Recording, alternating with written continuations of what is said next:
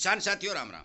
आशा और उम्मीद करता हूं कि आप सब ठीक ठाक होंगे। साथियों, आज हम बात करने जा रहे हैं नरमा के ऊपर। और मैं आपसे एक वादा कर चुका हूं कि जो ही मेरे पास कोई रिपोर्ट किसान के हित की आएगी, किसान के रूप के लिए कोई योजना बनाने की आएगी और सरकार द्वारा जो फैसले लिए जाएंगे, फौरन आपको सचेत और सावधान करने के लिए वीडियो के माध्यम से बता दी जाएगी। इसीलिए कहता हूं कि पल पल की अपडेट जो आ रही है, उन जानकारियों को प्राप्त करने के लिए इस चैनल को सब्सक्राइब करके इसके साथ जुड़ जाइए। साथियों, बात करते हैं नरमा की। नरमा के बारे में मैं पहले आपको बता चुका हूं कि घटता उत्पादन सरकार की बहुत बड़ी चिंता बना हुआ है। पिछले साल भी सरकार ने बहुत बड़ा आयात किया, जिससे सरकार को भी नुकसान हुआ, राजस्व का भी नुकसान हुआ, कम ड्यूटी पर आया। अब की साल भी कर किया जा रहा है। इनकी सांस फूलने लगी है दोस्तों, क्योंकि आपने सभी ने सुना होगा कि देश की सबसे बड़ी पंचायत के अंदर सरकार ने यह बयान दिया था कि अगली 5 वर्षों के अंदर नरमा का उत्पादन बढ़ाया जाए। 360 लाख 70 लाख गांठ तक पहुंच गया था उत्पादन, जो बीटी नरमा का समय जो जिस समय टाइम आया था। और आज वो धराशायी होकर अब की बार जो 80 और 90 लाख हेक्टेयर के अंदर बिजाई की सूचना जो मिल रही है, जो आंकड़े आ रहे हैं, उसमें उत्पादन जो मैंने आपको बताया, पिछली वीडियो में भी मैंने आपको अंदाज करके बताया, अनुमान लगाया कि 260 और 270 75 लाख टन, 270 और 275 लाख गांठ होने के अनुमान जो नजर आ रहे हैं। क्यों आ रहे हैं? क्योंकि अनेक प्रकार के रोगों ने नरमा के ऊपर अपना घर बना लिया है। कभी सफेद मक्खी तो कभी गुलाबी सुंडी। सबसे ज्यादा भयंकर बीमारी है जो उखेड़ा की है, साट मारने की है। इस बार एक सरकार ने एक फैसला लिया है और वह फैसला आपके हित में है। साथियों, मैं आपसे वीडियो के माध्यम से बात बता देना चाहता हूं कि जिस किसी किसान के पास भी जो मैं तारीख और मीटिंग का समय बता रहा हूं, उसमें निकलने वाली जानकारी यदि प्राप्त होती है, मिलती है, तो वो अनेक किसानों तक जरूर शेयर करें।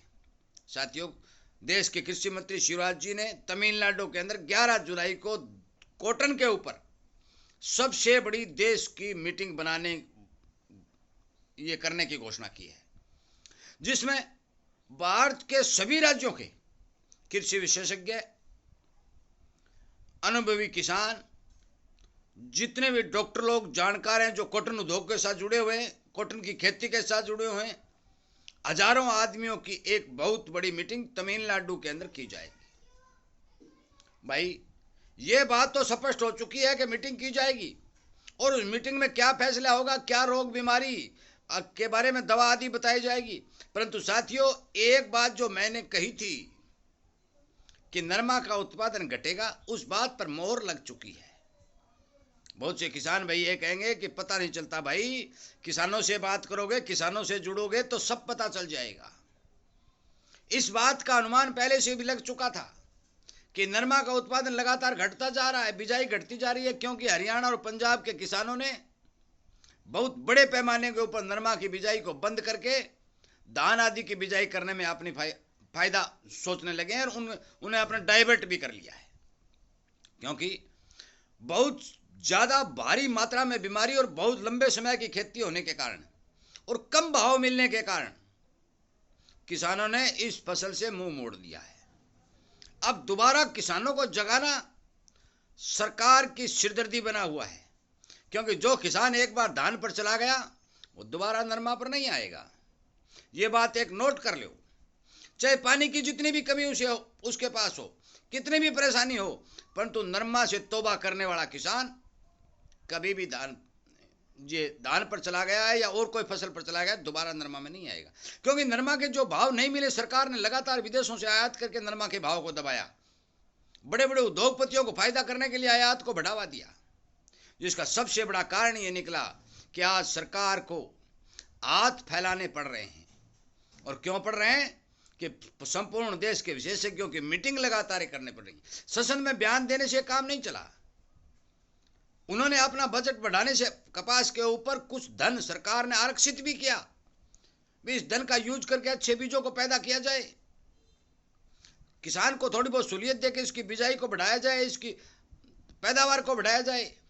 परंतु ये सुनिश्चित नहीं हुआ और ये न होने के कारण नरमा की बिजाई भारत के अंदर संपूर्ण होते ही जो सिस्टम सामने आया, उसमें चिंता व्यक्त करते हुए शिवराज जी जो भारत के कृषि मंत्री हैं, उन्होंने तमिलनाडु में अपनी बैठक तय कर दी। साथियों, मेरा आप सभी किसान साथियों से, विशेषज्ञों से, जानकारों से, जो मेरा वीडियो सुन रहे हैं, उन सभी से मेरा हाथ जोड़कर निवेदन और प्रार्थना है कि उस मीटिंग में क्या निकलता है, सरकार क्या डेडलाइन देती है, कोई इस बीमारी को रोकने के लिए या पैदावार बढ़ाने के लिए, किसान के लिए कोई नया सिस्टम लागू करने के लिए क्या सुनेरियो बनता है। यदि किसी किसान भाई के पास मेरे से पहले कोई जानकारी मिलती है तो कृपया करके वो जानकारी हर किसान तक पहुंचाने की कोशिश करें। मेरे पास जो जानकारी आएगी मैं वो जानकारी फौरन वीडियो के माध्यम से आप तक पहुंचा दूंगा। हो सकता है कि मेरे से भी पहले आप तक वो पहुंच जाए।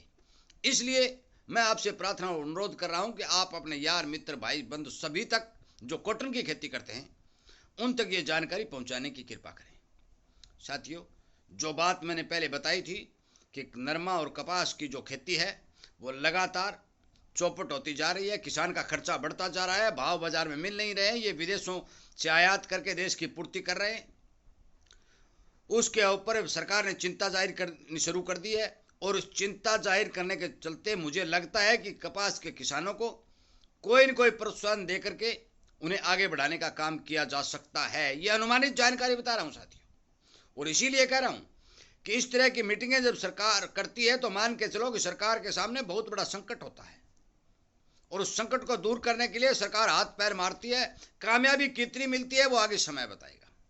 वीडियो सुनने के लिए, शेयर करने के लिए, लाइक और समर्थन करके किसान हित में आगे बढ़ने के लिए और इस वीडियो को ज़्यादा से ज़्यादा शेयर करने के लिए किया। शेयर तो किया है तभी सरकार तक पहुँचे। इसी तरह के आम वीडियो बने, काफ़ी वीडियो बने, बहुत से लोगों ने बनाए भी हैं, सरकार तक पहुंचाने की कोशिश भी है, सरकार को जगाने की कोशिश की है और सरकार जगी भी है। होता क्या है वो आगे देखा जाएगा। वीडियो सुनने के लिए, लाइक और शेयर करने के लिए, चैनल के साथ जुड़ करके किसानी संगठन की मुहिम को बढ़ाने के लिए आपका धन्यवाद करते हुए विराम देता हूँ। उम्मीद करता हूँ कि आप जरूर इसी तरह की जानकारी पाते रहेंगे। मेरी तरह ही आप भी इसी तरह बाजार की या देश की हर जानकारी के ऊपर पैनी नजर रखेंगे। धन्यवाद।